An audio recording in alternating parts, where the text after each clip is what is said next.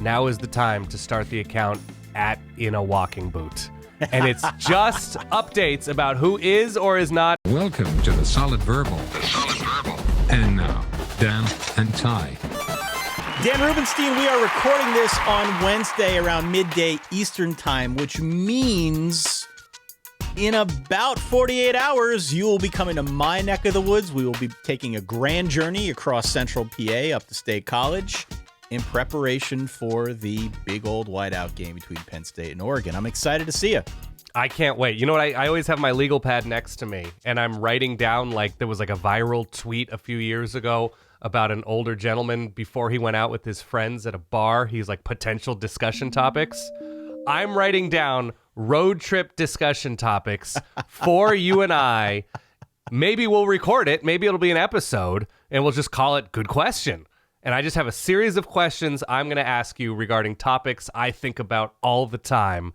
That will only be available, if available, on verballers.com. I cannot wait to not circumnavigate, but really traverse across Keystone State, yes? Keystone State, baby. That's right. I am so excited. Everybody I tell that I'm going to the game and I'm going on like kind of a road trip, they're just like, man, that's the best. I'm so jealous. So good vibes all around from this side, Ty. I'm excited. It'll be great to see you. I'm excited to get back up to State College. I haven't been up in forever. Again, as we've said the last couple episodes running now, if you are also going to be in town for the game, hit us up, solidverbal@gmail.com. I started putting a Google Sheet together. Yeah, we need a Google map. Yeah, Google Sheet. I haven't gotten to the map yet, but we'll work up to it. Of all the people that have invited us to their tailgates, we're going to be walking around with some goodies for the Verballers out there. Don't want to give away the game, but hey, real quick, it'd be great if you could consider subscribing to the YouTube channel down below. It really helps us out. Of course, if you are new here, you know the drill. Hit follow, hit subscribe so that you don't miss any of the episodes. Tell your friends if you've already hit follow or subscribe.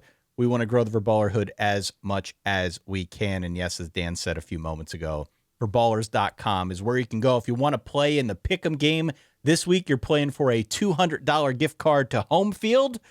Not a sponsor, absolutely could be. We use our own petty cash to buy that gift card.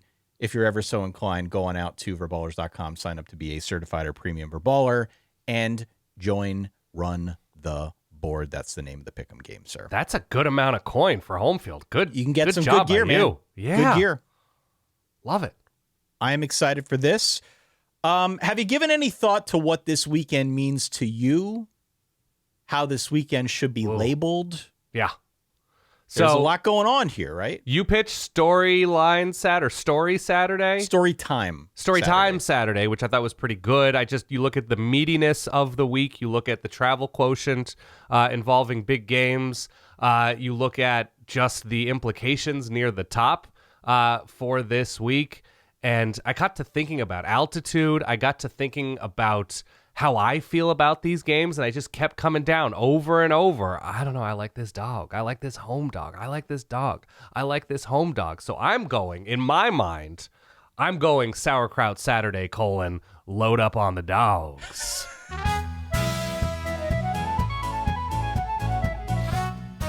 I don't even know if I like sauerkraut. I've had sauerkraut before, but I like Sauerkraut Saturday, load up on the dogs. It's perfect. You're coming to Eastern PA with me. That is true. We're going to be driving through areas with heavy Germanic influence. Yep. And we're making our way out to the game. And it's got a tie into all the games that we're going to talk about here in week 5. I'm excited. Perfect. Not a Dan. Sauerkraut Saturday. What was the subtitle? Load up on the dogs. Load up on the dogs, baby. Load up on the dogs. On that note, let's get to some news.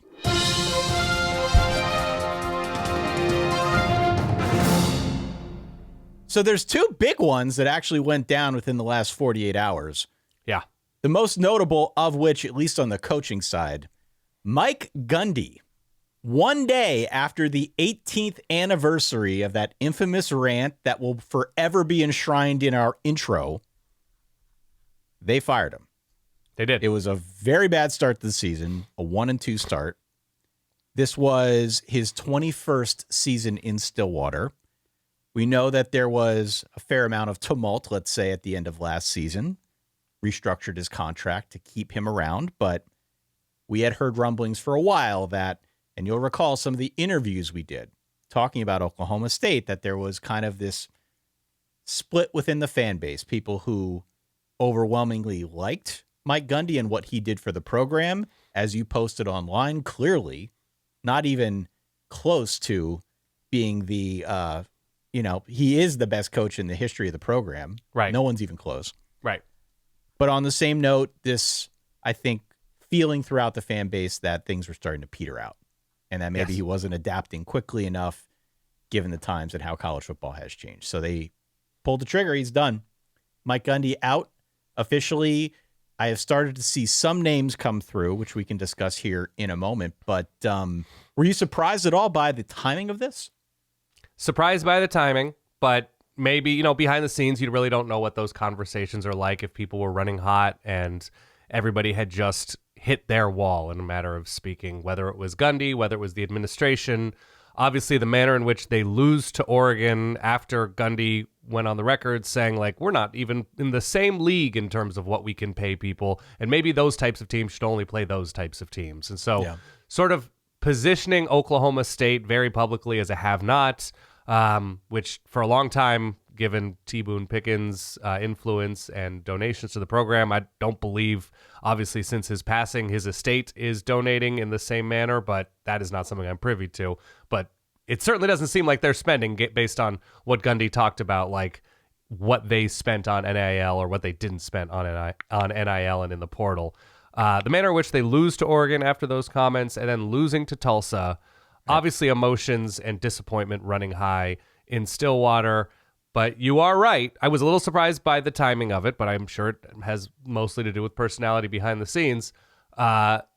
He's the best coach they've ever had, and it's not particularly close. His first season was a losing season. Oklahoma State has had one losing season. That was last year. Since that happened, but it did seem like Oklahoma State was falling behind where they were as a consistent conference title threat, especially given that the conference is perceived to be a little bit easier without Texas and Oklahoma than it was before, but certainly deeper now with quality depth.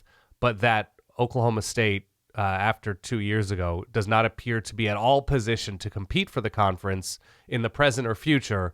I think everything had just sort of come to a head. But no, he's a legend. The thing I posted yesterday was, since his playing career at Oklahoma State ended, Oklahoma State posted one finish in the AP Top 20, and that was before Gundy's coaching term, and in Gundy's 20 years, they finished in the top 20 10 times. So he certainly, with his ability to evaluate assistant coaches, to recruit, to evaluate players, to position Oklahoma State, a school without as much prestige as some of the bigger schools in the Big 12, beating them, finishing in the national conversation. Obviously, the Bedlam record is what it is. But beyond that, he's an absolute legend there, and you can't tell the story of 21st century college football. Forget the, like, I'm a man, I'm 40. You just can't tell it without talking about Des Bryant and Zach Robinson and Mason Rudolph and Junkyard Jim Washington. Like, they've produced so much star power on both sides of the ball. It just seemed to reach its natural ending, and that's, I guess, where I came down on it. What I'd be most curious to hear about from our Oklahoma State fans out there that listen to the show, two things. The first is whether or not the way that they got rid of Gundy is appropriate. Because this is the thing that you see all throughout college football. I mean, maybe not as much recently because some of the coaches who have been the most tenured have exited teams, right? Over the last couple of years. But there is always this question, especially in this case where the guy's an alum, as you said, the best coach in the history of the program, this unceremonious firing after a really bad start. I read online some people who had issue with that, who took issue with that. I understand that point of view, but I'd be curious to hear from our people who listen here if they felt like that was the right way to go, if they should have given him a little bit more leeway to kind of exit on his own terms and not make this a public firing. Right.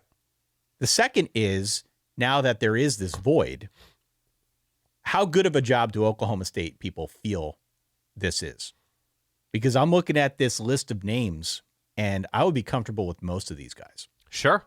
This is from Bruce. I know there are a few other articles floating around, but Bruce Feldman, our friend at The Athletic at Fox Sports, Among current head coaches, he lists Jeff Traylor, Eric Morris from North Texas, who's done really a well. great job. Yeah. G.J. Kinney, who I love from Texas State, as well as Alex Golesh, who we've talked about, I think, a great deal here on the show from USF. He also throws out Will Stein, Ben Arbuckle, Shannon Dawson, Andy Kotelnicki, and Jeff Nixon. All 5 of those guys are offensive coordinators from Oregon to Oklahoma, Miami, Penn State, Syracuse. And then he also lists Zach Robinson, who's the OC right now at Atlanta, obviously has some ties to the program, as well as Todd Monken, who is currently the OC at the Baltimore Ravens. Right. Who is the dream candidate? How good of a job is it? Is it attractive? Should it be an attractive position? I am not steeped in all things Oklahoma State. I'm sort of an armchair Oklahoma State expert, just having watched the trends on this program for the last couple of years. But I would really be curious whether in the comments, solidverbal@gmail.com, whatever people think out there, hit us up and let us know your thoughts on the state of this program and whether or not it's attractive and should be attractive enough to reel in one of these guys. Yeah, no, I think it's reasonable. You gave a lot of good names there, especially the ones that seem to be a little bit more local coaching in Texas.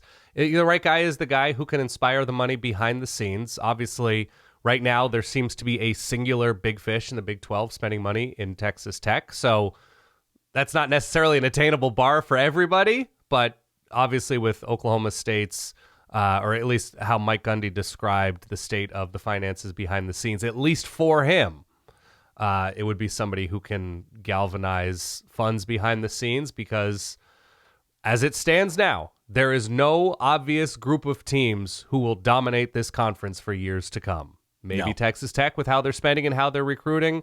You know, the only thing I can also consider with why Mike Gundy was let go, given the timing, is if he just flat out stopped recruiting, right? There were stories about how there was acrimony between him and players, and even not even acrimony, just like apathy, like wasn't learning players' names. That was a claim, that was an allegation, that he was calling players by numbers and didn't seem to know their names if they weren't the top of the top. He denied that, of course. But if there was that apathy towards building this program continuously for the future via recruiting, via portal, via, relationships, then you're just like, well, we need somebody who can keep this afloat to whatever extent. So if he had checked out fully in terms of what his responsibilities are off the field, I just remember seeing him during the Oregon game. He was 50 yards away from the line of scrimmage at times. Like, there was just, like, it just seemed like time. And so I get it if any of those things are true.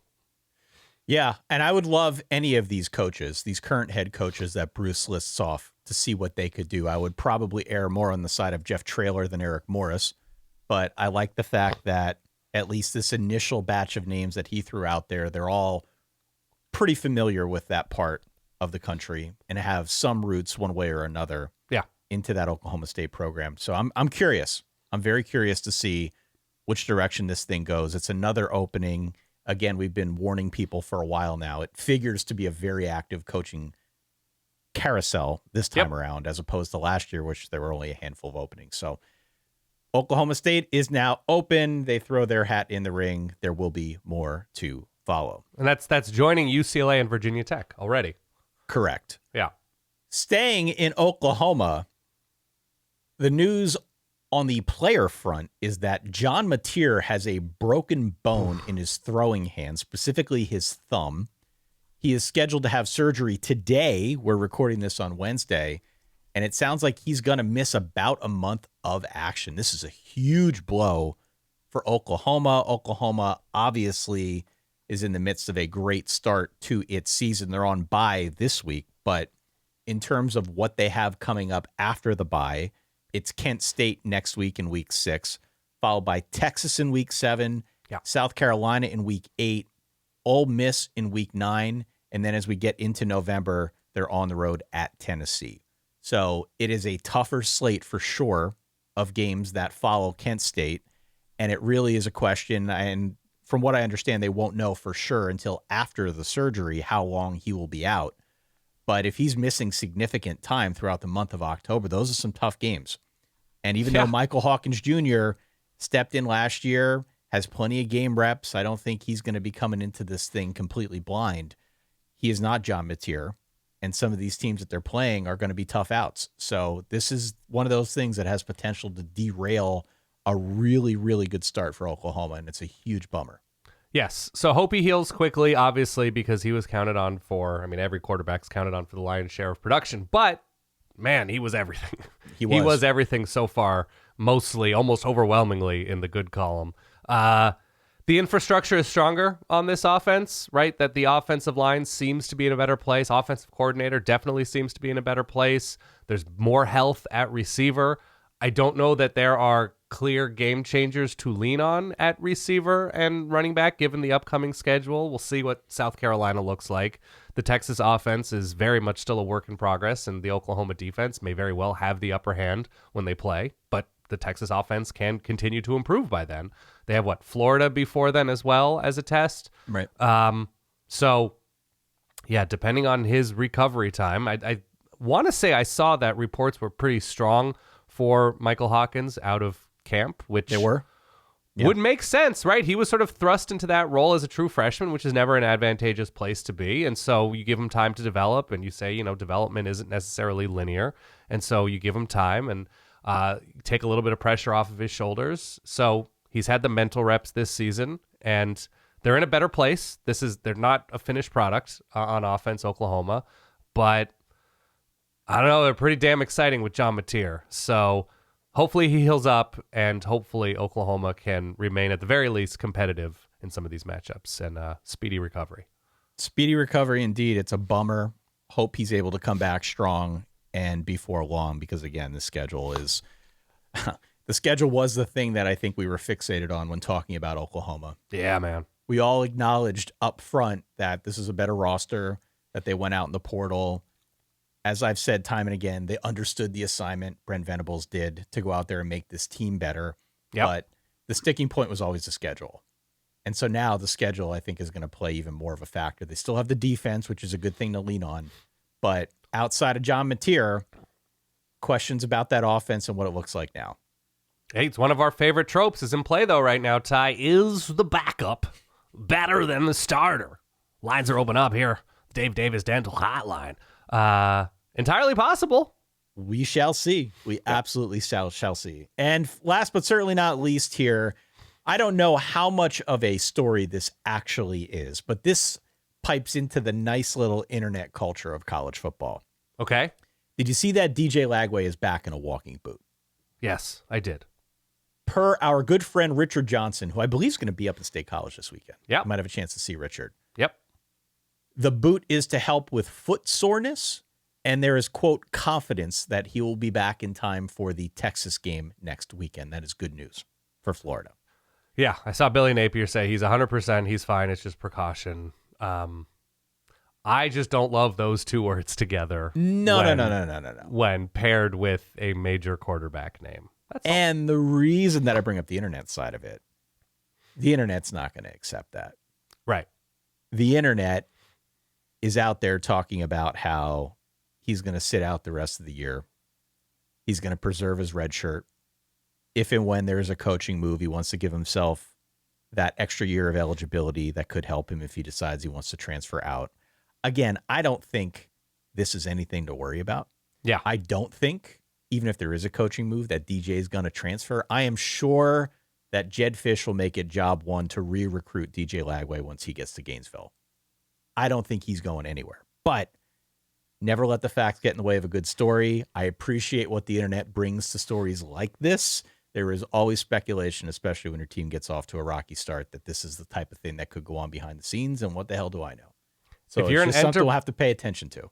If you're an enterprising young college football reporter, social media user, somewhere in between, now is the time to start the account at In a Walking Boot. And it's just updates about who is or is not in a walking boot. That's right. So I can follow along. Go for it. All right. Why don't we leave it there? Why don't we get to our picks of the week? Let's go. Dan, Ty, help. I need picks of the week. Sauerkraut Saturday, :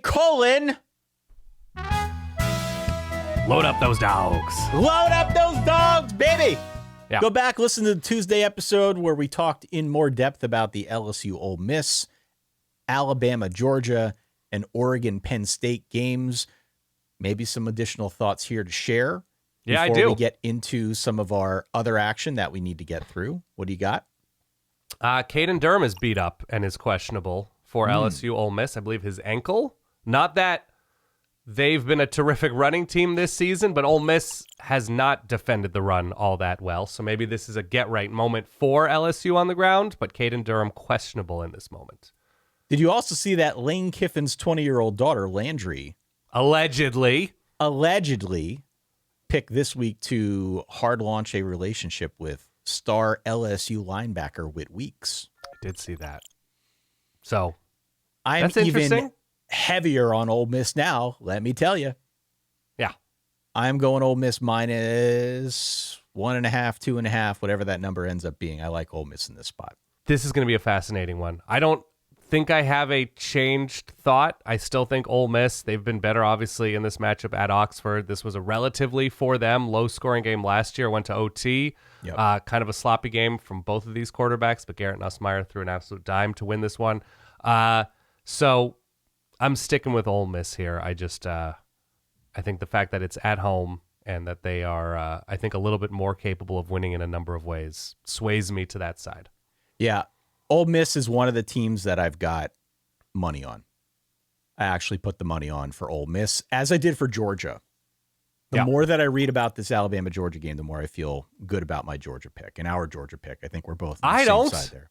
No? I'm not more confident in my Georgia pick. I just don't know what I can count on for either one of these teams, and the game is at Georgia. And there is, I think, the most elite thing in this game is probably Alabama's potential through the air. I think Alabama has struggled to run the ball. Georgia has kind of struggled to do anything excellently this season so far, but I think I'm still going to give the edge to Georgia at home. I think I want to see more mental and emotional fortitude from Alabama on the road before I feel good about them in a spot like this. That's fair. Absolutely. And on the Oregon-Penn State game, which, again, all three of these go back to Tuesday and listen. Yeah. If you want the full deep dive. Turns out I misread my own stat sheet. Yes, you did. And that's okay. We're not perfect. Oregon is not super penalized on defense. Shout out to our friend Jeff Schwartz, who listens and pointed that one out to you. Did you say that he let you know in the middle of the night, or was that something else? It was pretty early on. We text all day, but we also had YouTube commenters who were like, what are you talking about, Ty? Yeah. My bad. And that's okay. Mea culpa. Oregon not super penalized. I dug into some passing grades, though. Okay. Totally separate from the penalty thing. Among quarterbacks with a minimum of 50 dropbacks, Drew Aller grades out as the 85th best in college football right now. That's out of like 3,000? I don't even know how many there are. But no, they're not 3,000 quarterbacks. The minimum threshold that I put here was 50, and he's pretty low on that list. Your boy Dante Moore is in the top 10. Yep. He looks really good so far. For whatever the grades are worth to you, I thought that was meaningful here because it does support what I've been saying all along, that Drew Aller just hasn't looked good so far. Yeah. No, I mean, better. Look, maybe he'll snap into form against better teams. I don't always count on that, but it's always a possibility. It's still very early. Thus far, 85th best. I mean, I think the name of the game here is just going to be Oregon trying to force as many passing downs as humanly possible and, not let Penn State run wild on the ground and set edges and, not allow these running backs to run through arm tackles, that kind of thing. Much easier said than done with these two backs at Penn State. Penn State is also in a great place defensively to show things to Dante Moore to perhaps force turnovers or make him see ghosts. This should be an incredible matchup. I'm sticking with my pick for Oregon. It's not a great spot, right? Traveling across the country against a frenzied crowd. It's an incredibly difficult spot here, but I think Oregon has at least more pop. Dan Lanning, I looked this up. This was somebody on our YouTube comment list or something pointed out that Oregon under Dan Lanning, you need the get-in price to beat the Ducks is 34 points. And so Penn State did score more than that last season in the Big Ten championship game in a losing effort. So it's entirely possible that they're in that range, but the offense has not looked precise enough early for me to feel good about it in this moment. So I'm sticking with Oregon here. I forget what my exact pick was. Something like 27-20, I want to say. But so somewhere in that neighborhood. I'm sticking around there. So look, we're going to be at the game. We're not going to be the press box, but we're going to be at the game in the stands like two normal fans. Yeah. After the game, we're immediately going to run to an undisclosed location and record the podcast. Yeah. The plan right now is to do the live stream as planned at midnight. We're working through some of our options on that front, but getting out of the stadium, getting to our undisclosed location, that could run a little bit long. There are 100,000 plus that are going to be on hand for this one. So if we encounter traffic, if we encounter any kind of delay, the stream might start up a little bit later than usual, but that is the plan right now. Yes. If that changes, we will make sure that we post that everywhere imaginable because we want to do our best to keep that appointment on Saturday night. A lot of people stay up for it. They look forward to it. We look forward to it. Totally. So we want to do it, but this is just going to be a little bit different. It's going to look, it's probably going to sound a little bit different than usual. Great. Just give us a little bit of grace there until we can work all this out, but we're excited to be doing it in person. We never really do this show in person, so it'll be fun. Agree. All right. High noon on the Fox family of networks. It is number 21. Thank you, Dan. Number 21, USC. Number 23, Illinois. Illinois is a 7-point home dog. Dan Rubenstein, the line has crept up just a little bit. Yeah, I've seen 6.5, 7 right there. Yep. I went back. I watched all of USC's games this morning. My cup of tea, bowl of oatmeal. Brag much. Okay. Jaden Mayava has been really good so far this year. Agree.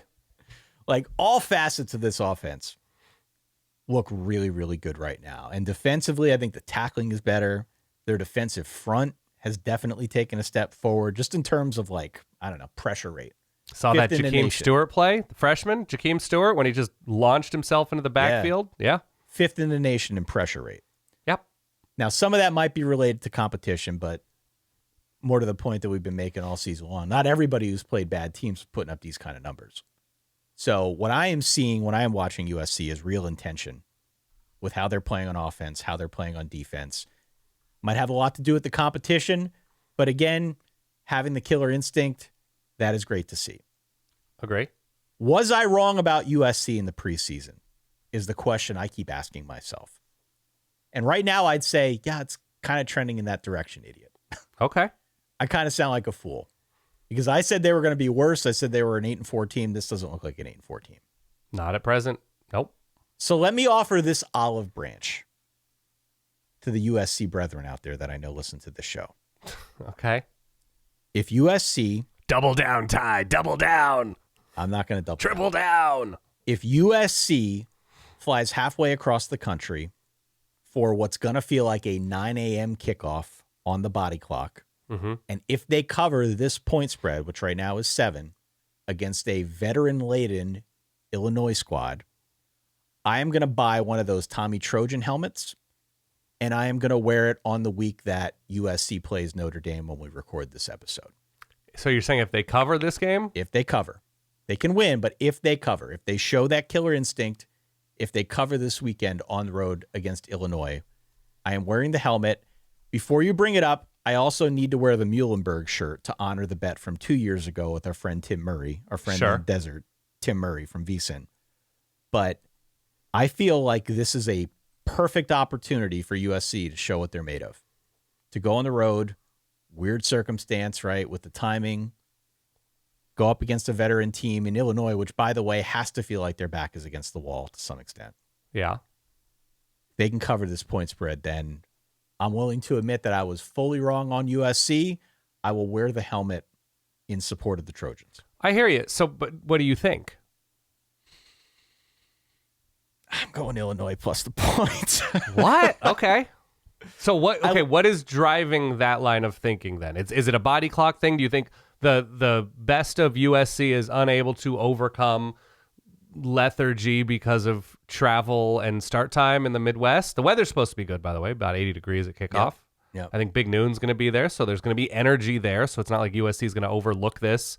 It's certainly a a letdown / bounce back spot for Illinois after being thoroughly pantsed and spanked around by Indiana on the road last week. Just brutal. But as we like to say, you're not who you are on your best day. You're not who you are on your worst day. And so what is your line of thinking that Illinois is a team that can keep this close? First off, never underestimate the effects of that body clock. Okay. Brought that one out of retirement just for the body clock. Secondly, never underestimate a veteran team that feels like it is in a desperate place after getting annihilated the week prior. And also never underestimate the fact that it's still, I think, a pretty good team playing at home. Yeah. Last week got out of hand. It was not good. But this is going to be a really interesting test, I think, for USC's offense and defense. On offense, because Illinois blitzes a lot more than anybody USC has played so far. They blitz about 1 out of every 2 dropbacks. So they're going to try to dial up pressure. And that worked well last week. It didn't work at all last week. Let's see how it works this week. Yeah. If nothing more, it'll be a change as compared to what Jaden Maiava has seen so far this season. USC, by the way, has been the least blitz team in college football. So they're going to see a little bit more pressure, or at least attempted pressure. Let's see how they handle that. And I think it's also an interesting test for their defense because it's a better team on the road. And the defense, frankly, has been the thing that everybody is focused on when you talk about USC, at least in the preseason. They've looked really good. I am sort of a converted USC believer at this point based on what I've been seeing, just going back and watching these games. But this is another test, again, on the road against a team that has a lot of veteran leadership and I think is a little bit desperate. So let's see what they're made of. I think the game plan here is probably, if you're Illinois, to force a couple mistakes by bringing pressure, by slowing the game down, try to keep the Trojan offense off the field and make it ugly. Yep. And we know that Brett Bielema can play that style of football if he wants to. And he didn't last week. But that is, I think, what's going to work if you're going to try and beat USC. I don't think they beat USC. I really don't. But I do think that this is closer than the 7 points, 34-31, somewhere in that number for me. Also, something on your side is Lincoln Riley, since arriving at USC, take this with whatever size grain of salt you'd like, is 3-10 as a road favorite against the spread. Against the spread. So not outright. That's just not outright. Yeah. Against the spread, he is 3-10 with USC. Obviously, each season is a different team, is different context. Also, the context with this week with USC is the status of their starting left tackle and their best big play receiver, both very much up in the air. Jacoby Lane and Elijah Page. Jacoby Lane did not play last week against Michigan State. Elijah Page got hurt. Okay. So they're a little bit thin there. Conversely, Illinois is super thin in their secondary. They are very beat up there. And so I think there is something to considering the body clock in a spot like this. I think there is ultimately reason to think this is kind of close and competitive for a good amount of time because of that. But I think USC does pour it on a little bit late, or at least turns enough on late, because I don't think Illinois against USC, and Michigan State scored 31. This was legitimately a game late.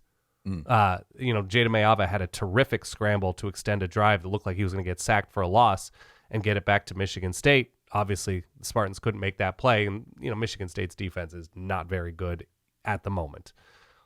Illinois' defense may not be all that good in this moment. And so the way you beat USC, hypothetically, I think is going directly at them on the ground. And I just don't think Illinois right now can be trusted to do that.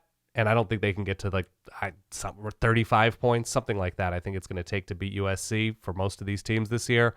So I'm going to say USC, maybe backdoor, but I'm going to say it's a cover. They win by 10 or 13 points at Illinois. Maybe it's a 3-point game in the fourth quarter, and they just open it up. I went back and forth on this one a lot. I really did, because I like USC more than I expected, and I'm just about ready to admit that I was completely wrong, as I've been about a couple teams. This is a growth moment, though, by the way. This is a game USC has lost, right? That, it's on the road, it's against an inferior team, or a team that is licking wounds, is a team that, is looking for ways to find a spark. Maybe the most dependable receiver in this game is Hank Beatty. He's been great for Illinois, but I don't see Illinois having the dudes at present on offense that really should scare USC. So even with USC being beat up, we'll see how that affects the offensive rhythm. I have them winning this by 10 or 13. Also at high noon on ABC. Yeah. Number 22, your Notre Dame Fighting Irish. Sure. On the road against Arkansas. This line has taken a nosedive. Dan Rubenstein, it is currently Notre Dame -4. I believe in the preseason when you could get some of those advanced lines. This one was up there around 13, 14 points, somewhere in that neighborhood.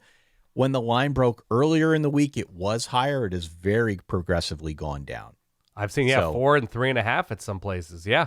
That line is racing in the direction of the Hogs, and it makes a lot of sense. If you have watched Notre Dame, as I have, as many have, just by applying some critical thought, you can understand why this line is where it's at. And it's because of the Notre Dame defense. The Notre Dame defense has been a train wreck so far this season.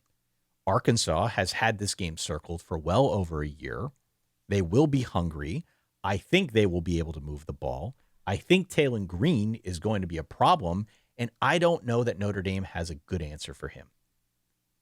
Honestly, I think the biggest issue for Arkansas in this game is not beating themselves, because the Hogs, as you know, as anyone who watches this team knows, they are not that far away from being 4-0 right now. They had two close losses that very easily could have been close wins. So for me, as the Notre Damer among us, I look at this game and I am terrified. I love Notre Dame's offense. I think their offense is going to go to warp speed. I think they're going to put up a ton of points here. I have no idea if they can stop Arkansas and Taylen Green. Man, I wish Arkansas had a little bit more of a heartbeat on their own defense here. I'm going to take the points just because I think you're talking situationally, bringing what could be one of the most disappointing pass defenses in America on the road against a good quarterback, a good offensive coordinator. I still think these types of games are won in the trenches and one doing the little things, which obviously Arkansas has struggled with. Arkansas was right there with Ole Miss, I believe, on the road. That game was in Oxford, I believe. And certainly the Memphis game was not only in their grasp, but it was given away. I'm going to take the points here. I'm going to take the points because I think it's going to go back and forth. I think Notre Dame, we believe their offense should be pretty explosive this year. You don't want to say like, okay, well, they have it all figured out after that game against Purdue, but against Texas A&M, they looked really sharp at times on offense as well. I'm going to go with Arkansas here in a wild game. I think it's going to be wild because the usual things that Notre Dame can depend on to win these types of games cannot be depended on. And so Notre Dame is now in the process of learning how to win in new ways, which I think it's going to be a pretty frenzied atmosphere. Believing in Arkansas to win a big game is certainly a choice that I'm making. That's a choice unto itself, but yeah, sure. Point taken. It's a weird sport. Arkansas is the most college football team. So I'm going to go with Arkansas to have an outright win against Notre Dame in a very chaotic Fayetteville environment. I'm also taking Arkansas outright. Okay. But you can't be trusted. You try to reverse jinx. You have all these This is not a reverse jinx. Games you play. I do have these games that I play. This is not one of those times. I thought about locking up Arkansas. I'm not going to do that. Okay. Because then it'll really look like I'm trying to do a reverse jinx. But look, I feel great about the over. The over is 64.5. I don't know how high they can make it. Yeah. But I know, having watched Notre Dame's defense, that it has not gotten particularly better. Right. And they've had opportunities. I mean, Purdue scoring 30 points. Purdue's plucky. And I think Purdue might end up being better. They can't be any worse than they were a year ago. Yeah. You shouldn't score 30 points against Notre Dame, against this defense. You kidding me? Agree. You score 41 or 40 points, I guess, against Texas A&M. If you had told me that 2 years ago, that you would score that at home against one of the better teams in the country and you'd still lose, I would say you're crazy. This defense is not good right now. And I know Marcus Freeman talked a good game in his press conference and said that they had an uncomfortable meeting earlier this week talking amongst the defensive staff. Again, emphasizes this thing about players needing to execute and whatnot. I mean, they all kind of say the same thing at this point, right? But whatever is going on, I tend to think it's more of a scheme thing to my untrained eye. Clearly, they've got a lot of talent on hand. It just seems like there's confusion back there, especially in the pass defense. So give me Arkansas outright. Yeah, I'm going Arkansas outright. Again, it's a choice. It's an a absolute choice. It's a choice. But Arkansas, by the way, also, I think a team, at least a coaching staff, Sam Pittman has to feel like his back's against the wall, too. This would be a signature win. I don't know how long, even if they were to win, obviously the schedule continues to be very much real for the Hogs. By the way, something working in Notre Dame's favor is the kickoff time here. 12 o'clock? It's not the same as a 3:30, been tailgating all day, been tailgating 6-7 hours. I know, obviously, the diehard Arkansas fans are going to be tailgating for a while, even for a noon kick. But it's not a night game. It's not something that's, you don't have the potential energy of a stadium waiting all day. So there is something that can be a little bit sleepy about a noon kick for a big game. Depending on the place, depending on the situation, I still think it's going to be a crazy crowd. But I just don't think it would be the fever pitch of a 3:30 or a 7:15 kick. No. If you play college fantasy football, which I do not, pick Taylen Green this week. Okay. Just take Taylen Green. He's going to have a field day. He's got it. They don't have an answer for him. They really don't. They can't get to the quarterback. And even if they could, guys are open down the field. So just take Taylen Green. Don't even think twice about it. 3:30 on Peacock. Indiana, fresh off their 53-point win against Illinois, now on the road, squaring off against Iowa. They are a 7-point road favorite. Is there a letdown effect a week after that big game, Dan? It's also letdown look ahead, by the way. They have Oregon next. That's right. It's a bye week and then Oregon, but yeah, that's their next opponent. Perhaps it's an Iowa defense that can offer a little bit more bite than what we saw a week ago. Perhaps it's an Iowa offense that feels like they have finally figured out the Mark Gronowski formula a week after getting 3 touchdowns from him on the ground, on the road on a Friday night against Rutgers. So is there any kind of Iowa steam here that we should subscribe to? Yeah, there is Iowa steam here, and it stinks to high heaven, this team. So I'm going to take Indiana lock of the week. Lock of the week? Lock of the week. Wow. Lock of the week. Here's my thinking here. Indiana blew out a lot of teams. They didn't have letdown spots last year. I think they're potentially better this year because of what Fernando Mendoza's ceiling is. Is he the odds-on Heisman favorite in this moment? He's one of the top 3 or something. He's got a 14-0 touchdown to interception ratio. Yeah. He's completed nearly 77% of his passes. Yeah. I mean, even if he isn't as effective, he's still going to be pretty good against Iowa and show out in this game. And to the point, they don't tend to let up against anybody. No. So this is another opportunity for him against, if nothing more, a good defense on the road to showcase what he can do. But it's hard to look past Fernando Mendoza and what he's done, and especially after getting the win a week ago. There will be other opportunities. Like if he goes and plays really well against Oregon, right? I can't imagine that his odds wouldn't drop considerably. So before the injury, John Mateer was the odds-on favorite, then Mendoza, then a tie between Carson Beck and Dante Moore, then Gunnar Stockton, then a tie between Garrett Nussmeier, Joey Aguilar, Marcel Reed, Josh Hoover, rounding out the top 5 odds. Man, get in on Gunnar Stockton now before the Bama game. If you believe, as we do in Georgia. That's true. Stock up. Stock up. That's right. They're my lock of the week because, one, they don't take their foot off the pedal. They're locked in. They seem precise. They seem crisp. As a program, I'm not a believer in Iowa's defense being where it's been. This version of Iowa's defense, all due respect to Rutgers and Nathan Kaliakmanis, lit them up last week. Yeah. Didn't play scared that Iowa's defense is going to stifle anything. And as somebody who is not currently a believer in Mark Gronowski, if I'm going to say to myself, the passing game, because his running ability is good, but the passing game for Iowa right now is a huge disappointment, and I have a blood in the water feeling about this passing offense. I think Indiana's the shark, right? That, like, you can't bring that kind of weakness. You can't bring that kind of odor, that kind of smell to a game like this, even though it's at Iowa. And Iowa's good there. and traditionally have been very good there in these spots where they can make a game feel like quicksand. I just don't think that's this year's Iowa team. And so I'm going to go with Indiana to 35-13, something like that. I like the cut of your jib, Dan. Double lock. Double barrel lock of the week. I am with you on all points and then some. Okay. I've got this jotted down as something like 31-14 Indiana. I just don't see it. I don't know how Iowa scores enough points to win this game. I don't know how they score enough points to cover this game. It's one thing to put up 38 against a Rutgers defense that stinks. It's a whole other thing altogether, to do it against an Indiana defense that right now is playing like they're a top 10 unit in the country. And even if they are starting to figure out the formula and how best to use Mark Gronowski, as you said, it's mostly on the ground. Yep. I mean, it's just, we've seen him throw the ball.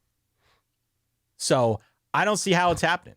I am excited to see Fernando Mendoza and what he does against an Iowa defense that I think is going to be better than, most of the defenses he's played this year at a minimum. Yep. And certainly they're on the road in Iowa, which is going to make it a little bit tougher.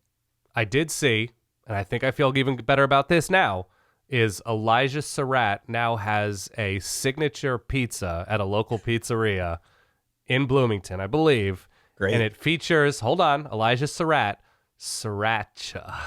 Oh, okay. It's a There's little spicy clunky, element. but it's I love definitely it. something that I would do. I love it.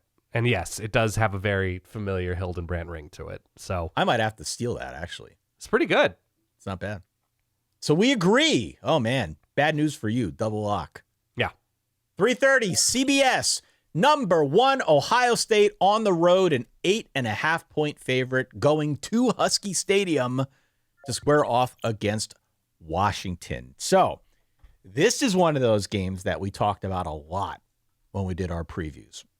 This line has also gone down. It is now down to 8.5. I have seen some speculation that it could go all the way down to like 7. So there is a lot of steam on Washington. Maybe not to win outright, but to keep this one close at home with Ohio State coming to town. Yeah. Where are you at here? I went back and forth. We Okay. don't have a full concept on either one of these teams. We don't have a full concept on most of these teams. Home field advantage, absolutely, for Washington here. Definitely. They had a nice run at home. They beat Michigan with a big spot with a lot of energy last year. Obviously, last year's Michigan team was not super special. But they're going to have the place rocking. What time is kickoff? 3:30 Eastern time. 3:30. So a little bit of time to get a little sauced and get the energy in that stadium, in Husky Stadium right there on the lake.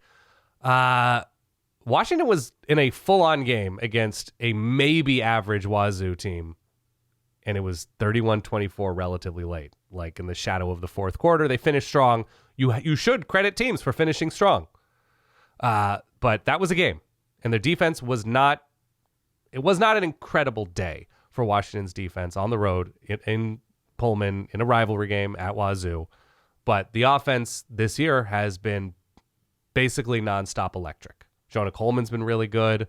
Denzel Boston's been really good. Damon Williams has been a great dual threat for them against some pretty subpar defenses. And they've performed they like played 3 bad teams so far. but they've performed like a great offense should, given playing UC Davis, Colorado State, and Washington State. And so that's good. I appreciate that. Doesn't mean this is going to indicate future results. I think Ohio State's defense is probably really, really good and probably going to limit Washington a lot more than they've been limited. That's not a crazy thing to say. I'm not crazy about Ohio State on the ground this year thus far, though they've been rotating in some younger guys and getting some good results. They didn't blow Ohio out for the entirety of that game. Ohio could be Couple weeks full on ago. good, though. Ohio could be full on I was good. looking at Ohio this week against Bowling Green. I don't know what the point spread's at, but I was thinking of betting that too because Ohio's been full on good. They look like their offense is really, really legit. Yeah. They beat West Virginia early on? Yep. Parker Navarro. So I think Ohio State obviously have the clear strengths of their passing game. Julian Sain has been very accurate, though he made a couple mistakes against Ohio. I think Ohio State wins this game. I see a lot of people looking at great value for Ohio State, like blowing the doors off of Washington, that Washington's value is a little bit overinflated here. I don't know, man. I think this is a tough emotional spot on the lake. And Ohio State they're working in so much new. I think the big thing, and I saw this, I think it was 11 Warriors. I want to credit where it's due. The fascinating matchup here will be Avril Reese, the linebacker for Ohio State, spying Damon Williams. Yes. Right? Yep. How much of a playmaker can Damon Williams be? And I also worry, in terms of the potential for Washington winning this game, I think there's a pretty steep fall off after their number one receiver. I don't think there is obvious spreading the ball around game-changing ability, and I just think you need to have that to beat a team like Ohio State. So I'm gonna take Washington to cover, Ohio State to win, and I'm gonna say 30-21, 30-18, something. Well, I guess 30-18 would have an Ohio State cover. Yeah, math major Dan Rubenstein over there. Yeah, 30-24. Write it down. The math checks out. I've got 31-24 actually. Okay. I think a little bit of a backdoor cover situation here. Okay. The thing that you should have mentioned that you didn't is that this is also Julian Sain's first road start. Also true. First road start, and it'll be in Husky Stadium, which is very rest hostile advantage, though, right? and very loud. There is the rest advantage. They For were Ohio on bye State, last week. They've had plenty of opportunity here to get ready for this one. But look, I'm going to harken back to what I said during the previews, and I believe it now more than ever. Washington is the white-knuckle team of the Big Ten. They may not go out there and win 9 games. They may not even get to 7. I don't know. But I think they're going to be a tough out through and through. I think they're a good team. Yeah. I think they are a good team. And I really like this team a lot when I previewed them earlier in the year. So for me, this is an opportunity to see what they're made of, as Ohio State is for everybody. It's a perfect test to see where you rank relative to the field. 31-24. I think it's mostly Ohio State. I think they mostly keep Washington at arm's length, but I think it's close for a while, and I think there's a backdoor cover. By the way, Washington's schedule is looking pretty tasty in this moment. It is. So after Ohio State, it's at Maryland. We'll see what Maryland is, but they're 4-0 at this moment. It is September, and that is a big key for Maryland. Yeah. They have Rutgers at home, which should be, it's a revenge spot for Washington, and the Rutgers defense has been pretty atrocious this year. An unfinished but 100% good and challenging Michigan on the road is going to be very tough. A more flawed than perhaps America thought Illinois at home. A Wisconsin team who is teetering on the edge. Purdue, very much the start of a work in progress. UCLA is starting over, and they do finish with Oregon, though that game is in Seattle. So it's pretty tasty. Another game that we agree on. This is bad news for you. I know. Well, it's Sauerkraut Saturday, load up on the dogs. Load up on the dogs. 3:30 ESPN, Auburn on the road at number 9, Texas A&M. A&M favored by 6.5 points. You may recall this game from a year ago. A&M won 43-41, I believe, in Auburn in quadruple overtime. Dan, it was a wild one. Yep. Obviously, we paid a lot of attention to what Oklahoma did last week. 10 sacks against Auburn. 10? Yep. That was the number, right? 10? That sounds right. Some of the big plays also went Oklahoma's way. The SEC has said that maybe some of them shouldn't have. But Sooners have gotten a lot of love here. Auburn also, ton of penalties. Yeah. 13 of them. They only went 3 of 15 on third downs. They didn't even eclipse 300 yards. But all that being said, they did muddy it up enough to keep it close. It was not a clean game by any stretch. Right. But they also did not get blown out. And I think if a few breaks go their way, we could be talking about a different outcome. Now, if I had wheels, I'd be a bicycle. Yeah. All I'm saying is that the margin between Auburn and I think a consensus top 10 team, to me, seemed to be very slim. Yeah. My fear for Auburn fans is that this is going to be another year trapped in that limbo. Because the big issue in 2024 was a lot of dumb situations, not converting production into wins. And it was maddening. It was maddening to watch, and I have no connection to Auburn. Yeah. But it was maddening. I can only imagine what it must feel like to root for that team and know that each week is going to be exactly the same. Now, earlier this year, they did convert one of those dumb situations or one of those tricky situations against Auburn into a win. That was a great way to start the season. I think that win will hold up in time. But last week was close. Couldn't get it done. I think this week figures to be close. I looked at the projections for Auburn's remaining 8 games. 7 of the 8 games also project as being close. If you are an Auburn fan, it is going to be more of the same moving forward. And so the question is, in a game like this, in the games like they've got coming up, what is it going to take to get them over that hump? And can they get over that hump consistently? Because they do have enough talent, especially on defense. They have enough talent to keep these games close and to put themselves in a position to win.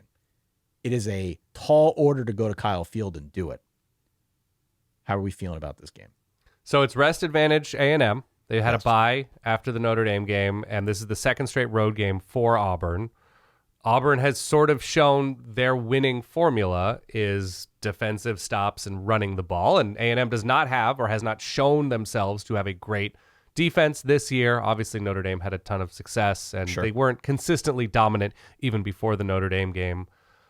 I just think the more we've seen Auburn against quality opponents, which right now we've seen them against Baylor and Oklahoma, the more there seems to be a formula. Just like, make Jackson Arnold beat you. Make the offensive line protect Jackson Arnold, make him go through his progressions, or make him take shots downfield, and hopefully the couple very good receivers win 50-50 balls, are able to get loose somehow, some way. And if they're able to do that, so be it. We can live with that. I think Mike Elko is a very smart coach. I think having the advantage of a bye week, having the ability to self-scout after the Notre Dame game and fix things on defense is going to be nice for Texas A&M. It's what you said, 3:30 Eastern kick? Yes. I can't find reasons to feel good about Auburn here, especially after last week, even though they were competitive in that game and they put themselves in position to win. I'm going to take Texas A&M here, 33-20. I'm on A&M 34-29. Okay. I think Auburn continues the trend of hanging around and not winning. And I do think the formula of making Jackson Arnold beat you will be more successful than not over the course of the year. He is 87th, by the way, in that PFF grade that I talked about earlier, 2 spots behind Drew Aller. So though there have been some moments, and though he's clearly a very gifted runner when he has the football, if you can cut off that part of his game and make him beat you through the air, it's not quite as effective. And I think A&M's good enough to do that. If nothing more, they're good enough to do that. They're good enough to win this game at home. I think it's close, though. And I think it's 34-29. I think it's one of those deals where you go for too late to try and make it a field goal and you don't get it. Right. A&M wins 34-29. So they win, but they do not cover at home. We agree. Next game. Let's go to some under-the-radar games, if you're cool with that. Love to. Just a few to keep on the radar. Maybe not ones we're talking about here as headliners, but I've got a handful. You've got a handful. I've actually got a bunch here that we can go through rapid fire. Great. High noon ESPN, Georgia Tech on the road at Wake Forest. This is another point spread that I believe has jumped around a little bit. Yeah. I'm taking points here. Anytime I get Wake at home as a pretty big home dog, I'm going to go Wake because I am just waiting to see who they upset. This, to me, strikes me as a team that is going to be plucky as hell. They are clearly not buttoned up nor a finished product, but they are going to play teams hard with their new coach who brought new energy. I'm going Wake Forest plus the points here. I think Georgia Tech wins, but I could see this one being closer than expected. Absolutely agree. And if your starting point is a rest advantage at home, and Wake has, they beat NC State, or lost to NC State, but they were up on NC State early. If you've been good against the run and you have a rest advantage against Georgia Tech, I think you can hang around just long enough. And you said this was an early one? 12 o'clock. Yeah, I think you could have a little bit of just lulling them a little bit. I think they can Jamie Moyer them. Right. Into a weird 23-17 win for Georgia Tech, but I have Wake covering. Just a bunch of off-speed stuff and 78-mile-an-hour circle changes on the outside some part corners, of the play. Take advantage that, Haynes King had an incomplete pass on 3rd and 7 that was open, but he just missed. Yeah, Wake Forest hangs around and loses relatively close. High noon ESPN2, Louisville. On the road at Pitt. Louisville favored by 4.5 points. A lot of home dogs here if you were ever so inclined. Yes. I am officially off of the Pitt wagon at this point. Okay, which is why I'm back on. Continue. I want to forget that the preseason predictions ever happened because to me, they do not look well coached. They do not. I've watched all of the Pitt games now. I've gone back. I've rewatched. I cannot believe my eyes. I do not think they look well coached. I have seen enough. I am laying the points. I am going with Louisville on the road. I'm going to give the points. Excuse me. I'm going to take the points. Home dog. Pitt, home dog of the week, by the way. Oh, my God. Are you kidding me? No. You're kidding me with this. Not at all. Come on. Don't make me play the sound Play against it. Pitt. No. Why? Give me a reason why. Because I just said that they were my home dog of the week. So I need the reason why they're your home dog of the week. What has Louisville done this year that has impressed you so much that they should be favored on the road? Pitt had a bye week last week. They lose a rivalry game. It was a chaotic game that they had the opportunity to win. I don't think West Virginia is especially good this season, but it's early on in the season, and I think the Pitt defense, which has been very, very good, say what you will about Pitt overall, they've been very, very good pressuring the quarterback. They get Miller Moss in a road spot. Give me the Pitt Panthers here. Fine. Home dog. The Yakos, home dog of the week. I can't believe I'm off of Pitt and now you're on them. Do they have at the very least? So they stop the run. Pitt does, right? Sure. They stop the run. The defense has been, at the very least, pretty good. They pressure the quarterback. Their defensive line has been very good this season. They're number one in the country in pressure rate. So you're giving me a home dog who gets after the quarterback. Have you watched this team play? I have watched this team play. Games? I was very disappointed to see the manner in which they lost the West Virginia game. But that doesn't define them. It does not define them. That's a road rivalry spot. They can improve. They had the bye week. I'm taking Pitt here. I'm out. It's fine. Man. Have fun. I'm out. 3:30 Fox, Utah. Did you watch Miller Moss on the road last season? You were like, that's my guy. 3:30 Fox, Utah on the road at West Virginia. West Virginia is a home dog of 13.5 points, Dan. Yeah. I think Utah is going to bounce back and blow them out. I'm taking West Virginia. Too many points. They didn't look good against Kansas, obviously. So this is Utah flying across the country. This is continued discussion about Devin Dampier's health. Yeah. He can't throw, really. Like, he has not been a good throwing quarterback this season. Is that fair to say? I mean, they've been a terrific rushing team. He was not last week. He looked terrible last week. I just think it's too many points. I think Utah wins this game. It's too many points. 4:15 SEC Network, number 15 Tennessee on the road at Mississippi State. Mississippi State off to a nice start. Yeah. They are a 7-point home dog, Dan. Who you got? I have Mississippi State. So here's what you have to do.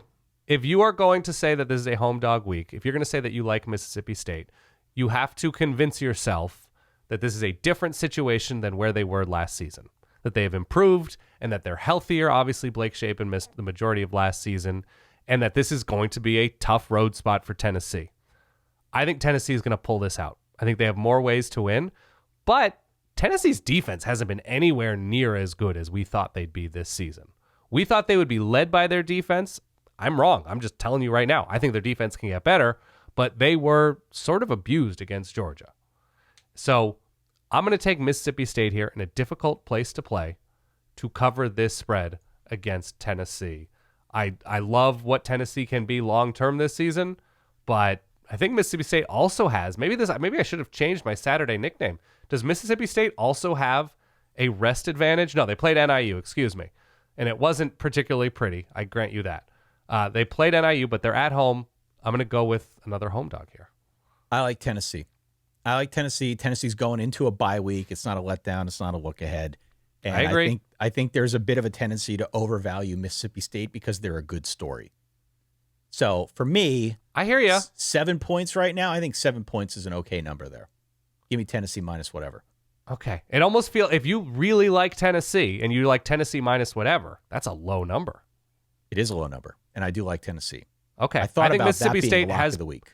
I think they've performed solidly enough at home that I feel good about that atmosphere. 7 p.m. ESPN, Arizona on the road at Iowa State. This is a very interesting matchup. Agree. Iowa State is only favored by 6 points here at home. You and I have been talking on the sly about Arizona. I'm wish casting here. And I texted Bill Connolly about this. I was like, just don't look now. Danny Gonzalez, that 3-3-5, San Diego State DNA. They're running the ball. They played nobody. They held down Avery Johnson, which makes them every team. I don't know. I want it for Arizona. They've had some dark years and lost their coach a couple years ago. I'm going to stick with Iowa State in this one. Yeah. I don't like the fact that it's in Ames at night, a veteran team in Iowa State. That said, Iowa State's not exactly been blowing teams out. No, disappointing game against Arkansas State. That came down to it. That was like a 17-16 or something like that, very late. So I understand the logic for Arizona here, but I just like the fact that it's at home at night. Iowa State has a veteran leadership, and given the state of the Big 12, honestly, Iowa State's got to feel like they're, inside track to get to the conference championship game, if not more. So I like them in this spot a lot, although I do like what we've seen out of Arizona. It does seem like Brent Brennan has turned the tide a little bit, and this is a much better team than we expected. But let's go Clones. So I think the difference in this game is going to be whichever quarterback has the announcers say something like, what was he thinking throwing it there? Fewer times. Because ultimately, Noah Fafita has not had a good year. He has not had a good season last season. He has dropped off, unfortunately. The best of him is quite fun. But the idea of Noah Fafita going to Ames, throwing into this defense at night, yes? Yep.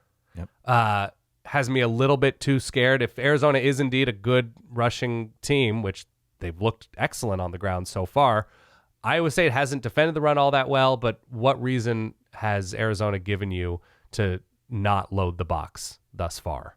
And so if Iowa State loads the box and forces Noah Fafita to throw into the teeth of this defense, I just don't trust it. So I'm going Iowa State here to win this one. Relatively low scoring, 20-13. BYU on the road at Colorado. Dan, they're playing this one at 10:15 Eastern time. It's on ESPN. BYU a 6.5 point road favorite. They are currently 3-0. They smoked Portland State. They beat Stanford by a 27-3 score. Yeah. And they most recently went across the country and took it to East Carolina by a 34-13 score. Now they're on the road at Colorado. This line's 6.5. I've had listeners dogging me for undervaluing BYU always and forever, which is probably true. Sure. So I'm going to go BYU again here. I'm going to trust what the folks have told me that I'm undervaluing the Cougs. Let's go BYU. I'm going to go BYU as well. It's a late kick. It's an especially late kick. It's 10:15 Eastern? Yep. I'm trying to do the math here. What is that mountain time? 8:15? 8:15? That's still pretty late for a kickoff, local. So I'm going to go BYU here. Obviously, there's no altitude advantage for Colorado. I'm never going to screw that up again, by the way. No, you can't. BYU at altitude, Colorado at altitude. Colorado just hasn't done anything consistently well. They've played against two power conference teams and lost both of those games. They haven't played especially well this year. I like that they bounced back against Wyoming, but you have to believe in something that you haven't seen from the Buffs this year. If we believe that BYU is at the very least quality, is at the very least pretty good, decent, whatever, I'm just not seeing it from Colorado right now, so I'm going BYU. 3 other really quick ones here because we got more to get to. Please.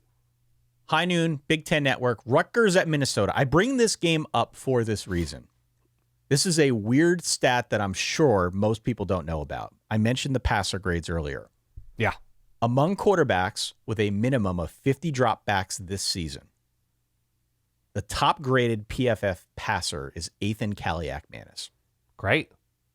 And Drake Lindsey, for what it's worth, from Minnesota is number 6 on that list. Ahead of Fernando Mendoza. What is the Mendoza. stat again? What's that? What is the stat? What is the very specific stat? It's the PFF passer grade. Okay. So we don't actually know what goes into it. Among quarterbacks with at least 50 dropbacks this season. Yeah. Ethan Kaliak-Manis, number 1. Drake Lindsey, number 6. Both of those guys are ahead of Fernando Mendoza, Dante Moore, 2 guys who have gotten way more attention. So you know it's play a good for better stat. teams. Yeah. I'm laying the points with Minnesota. I do not trust the Rutgers defense right now. They're favored by 4.5 points. I don't know if I trust Drake Lindsey. Okay. I'm going to go Rutgers here. Darius Taylor is out, has been out, missed the Cal game. There's no indication that he's going to be back this week or anytime soon. So I'm going to go with Rutgers here to win in a shootout and not only cover the spread. Previously on Minnesota football, they lost to Cal. Yes. No, I know going to the hinterlands of the Bay Area is always difficult. It's been difficult for excellent teams, for bad teams, whatever. They didn't lose Cal by 3. They lost to a true freshman quarterback by 13, 14 points right before Cal lost and got shut out by San Diego State. I don't know. Minnesota has lost to Cal and kind of barely beat Buffalo. I'm not sure what you're banking on. I know Minnesota finished that game strongly, but it was not a demonstrative win over the Bulls. So I'm going to go with Rutgers here because at least I know that they can throw the ball well. I like the Minnesota defense, I think. I'm going Rutgers. Why not? I'm in. ACC Network at noon, it's Duke at Syracuse. It's notable because, well, we've got a quarterback situation at Syracuse after Steve Angeli went down. I guess we're going to get to see Ricky Collins here. And Darian Mensah. Darian Mensah is very quietly, I think, having a pretty good year for the Dukies. They are favored by 5.5 points on the road in the JMA Wireless Dome, Dan. Give me Duke. Give me Duke minus the number. This is interesting. Duke has one of the worst defenses in America.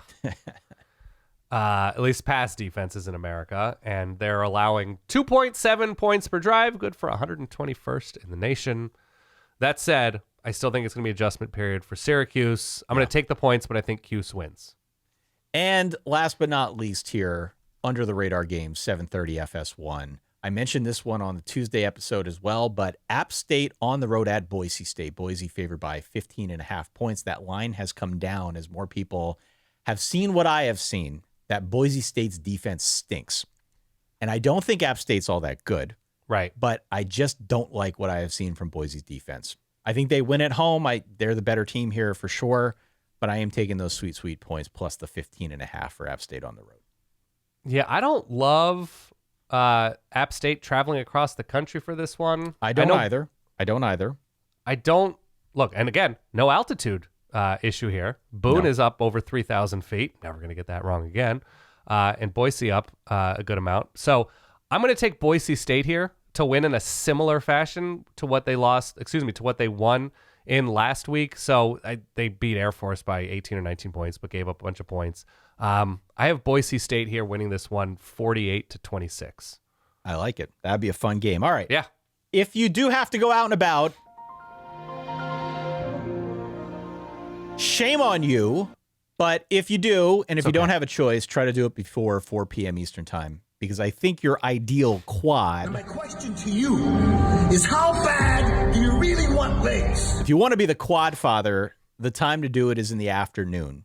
Because you've got 4 games at 3:30 that I think capture the essence of Week 5. You've got LSU versus Ole Miss.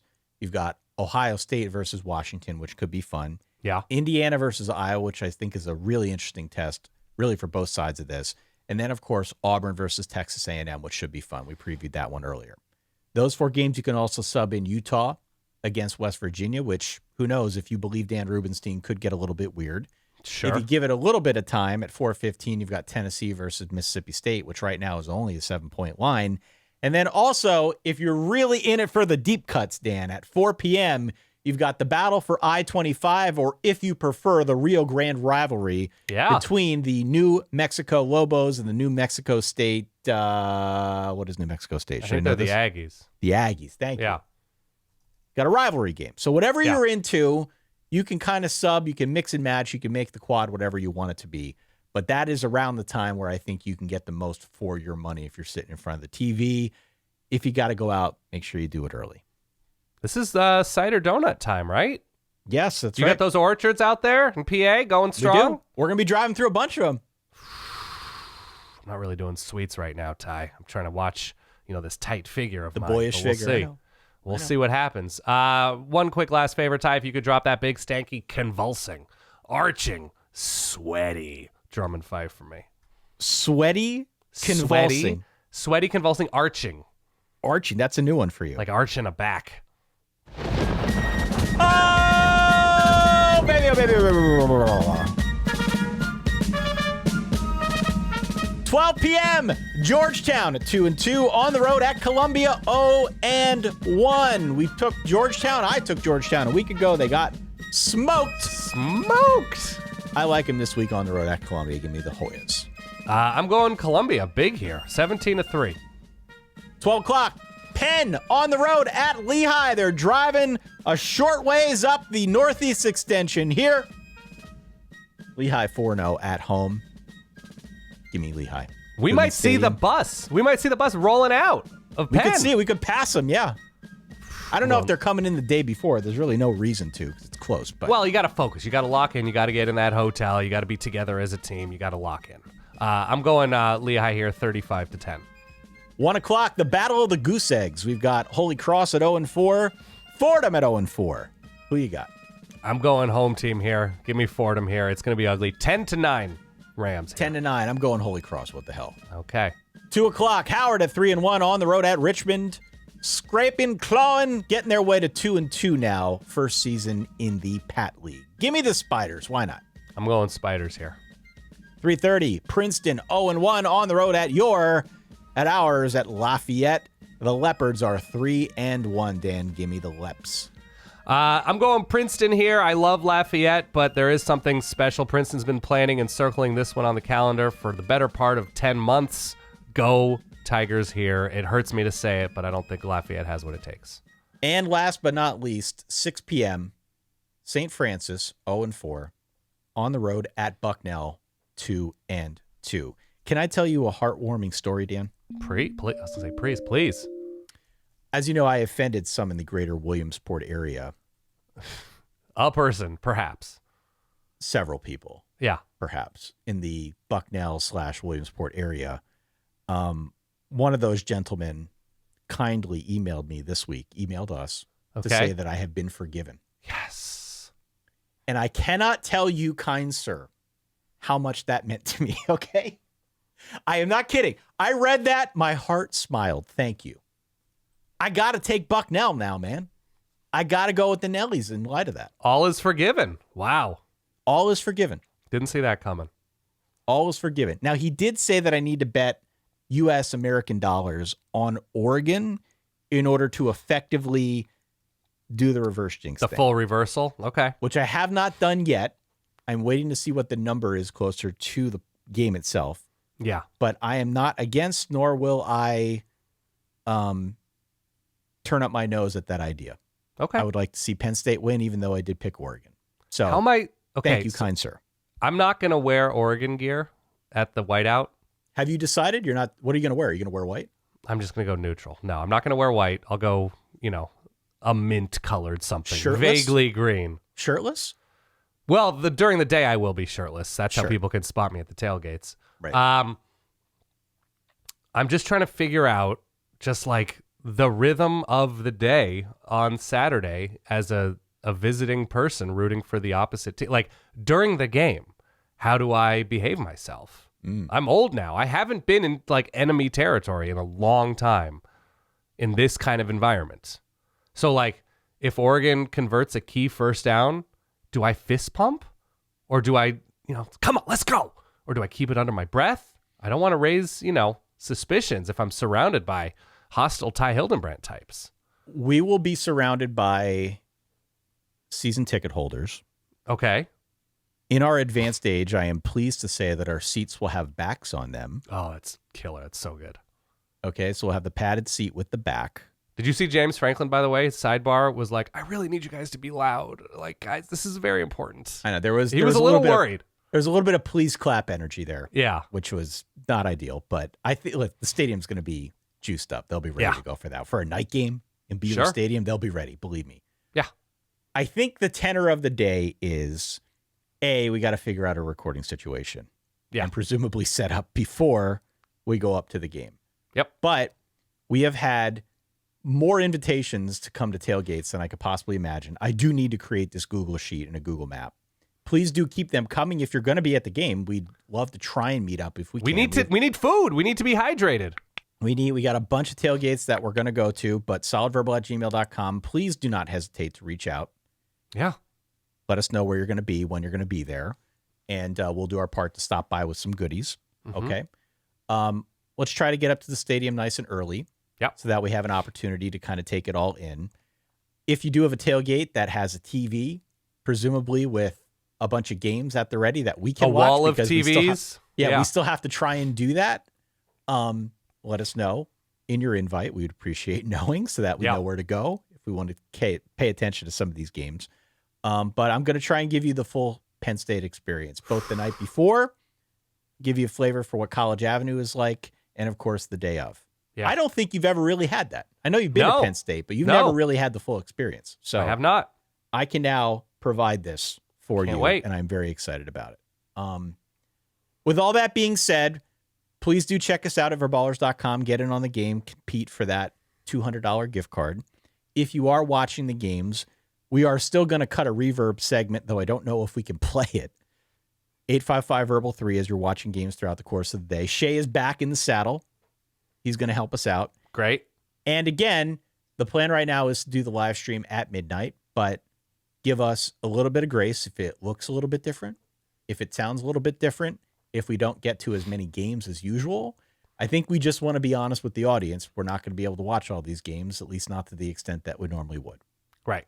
So we will keep you up to speed with how we plan to cover all of those games, whether that's on Tuesday or if there's another episode that pops up in between the Saturday live stream and the Tuesday episode that we do every week.